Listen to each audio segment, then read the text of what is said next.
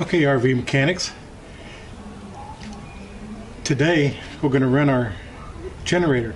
They say every so often you should run the generator just to exercise it and keep it running good. You should turn the air conditioner on. So I haven't run it in a little while, so that's what we're going to do.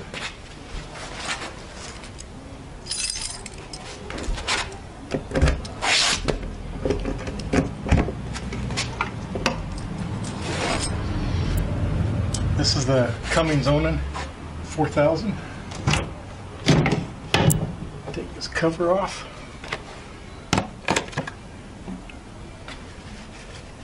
And right here we got it.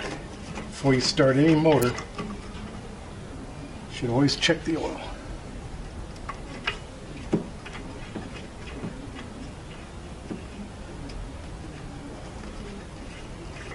This one uses a carburetor.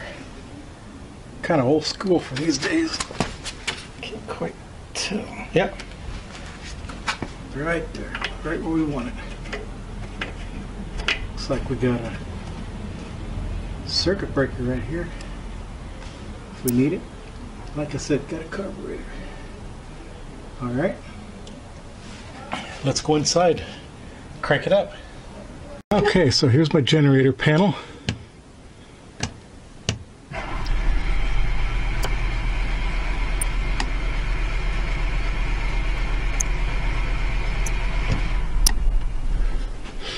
This thing doesn't seem to have a choke or anything.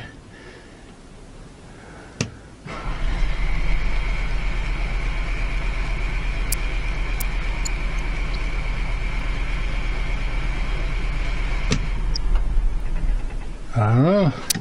Let's go take a look. Maybe there is a choke or something. Let's see. You got that thing. Oh, thing's kind of stuck.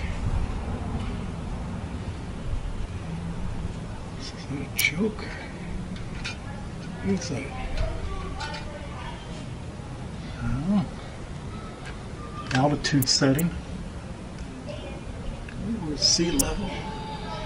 Mostly. I bet that's the choke. Looks like there's a heat thing back in here. Back in the old days, that's what they used to use. Let's try it again. There you go. Just like God intended. What do we got? 8.6 hours on this thing.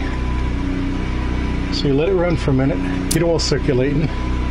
You don't want to put a load on an engine right away. Just like your car. Start it up. You want to let it warm up for 10-20 seconds anyway. You really... Back in the old days, they used to let cars run up, warm up for 1, 2, 3, 5, 10 minutes, especially in the winter. But now the cars today, they say no. They say start it up, let it run 30 seconds, and drive it. It'll warm up the rest of the way you're driving it. So what I want to do is put this on cooling. Got it on auto. Let's turn the temperature way down. Good. So I'm about ready to get started with preparing for our camping trip next weekend, and I got me a list. Over the years, I've learned, boy, I can't tell you how many times I went on a camping trip and I get back in the woods. Even it still happens, even though I made a list, but we've gone on camping trips, and one time my wife, she forgot her shoes.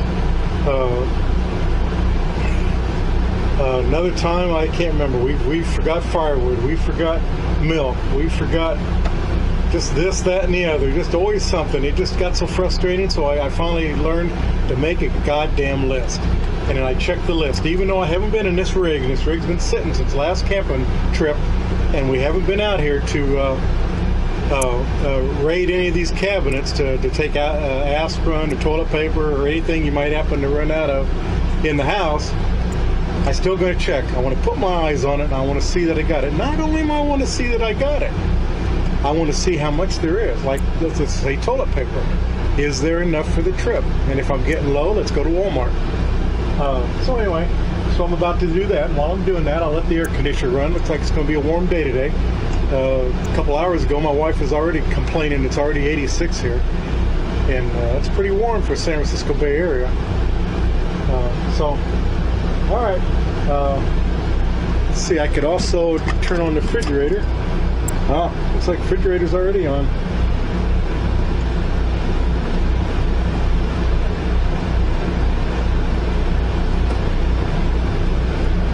I think it says gas. It's not cold in here. I don't know why it says gas. It's my habit when we come home from a camping trip, I shut off the gas valve, you know, just in case you forget something. And you never could tell. One of the lines coming around, your little fitting could leak a little bit, and then you bleed off all your propane. One, I don't want to waste propane, and two, I don't want to have to spend to refill that thing any more than I have to. So you can see here, got this. It's on electric. Let it run. I have yet to get a thermometer for this thing. All the campers I've had before, what I do, I go and I get a real cheap indoor-outdoor thermometer, and it will come with a wire and a probe to put outside your window of your house. Well, you know, it works real beautiful. You just run that wire in here and just kind of, with a little RTV silicone, just stick it right there in the middle, up in this corner, way in the back, and then you can route the wire neatly. You could slam the door and have the thermometer sit right here on top of everything, and so you can immediately, you just look in there and you can tell what temperature it is inside. These bigger refrigerators seem to be more dependable, but we had a camper van, and in our truck camper, we had the littlest, bittiest, teeniest, weeniest refrigerator they possibly make. 2 whole cubic inches. This one's a 6, but they make them a lot bigger than this. But anyway, so that little bitty 2 cubic inch, it seemed to be so unreliable, especially when you're on gas. It just didn't seem to get up to the correct temperature. I went online and I looked at so many how-to maintenance things. I took it apart and I cleaned this and I cleaned that, and I put new little burner parts in it and stuff, and nothing ever seemed to work. The problem I'm talking about is when it gets really hot, it didn't keep up. When the weather was cool and at night, worked perfectly. Gas and electric, and that one also has a 12 volt, but it seemed to work its best on electricity. It seemed like under gas it didn't generate as much temperature as it could. Oh, while we're at this, I need to set my watch. They say you should run this thing for about 30 minutes. All right, that's exactly what we'll do. So I'll come back in 30 minutes.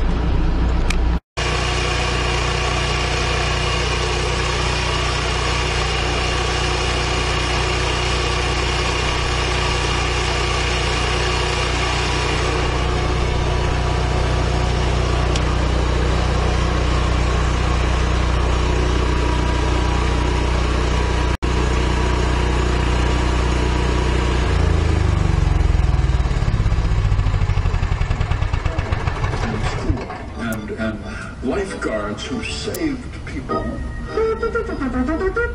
Good job, Lindsay! Eagle Scouts, you're exactly right. And great chefs and great baristas who made perfect espresso. Well done, excellent. Yes, and Chanticleer will be there this year for the ceremony. Okay, I guess that'll do it for the Legion of Honor. And this time we're running the generator. Run just fine. See you next time.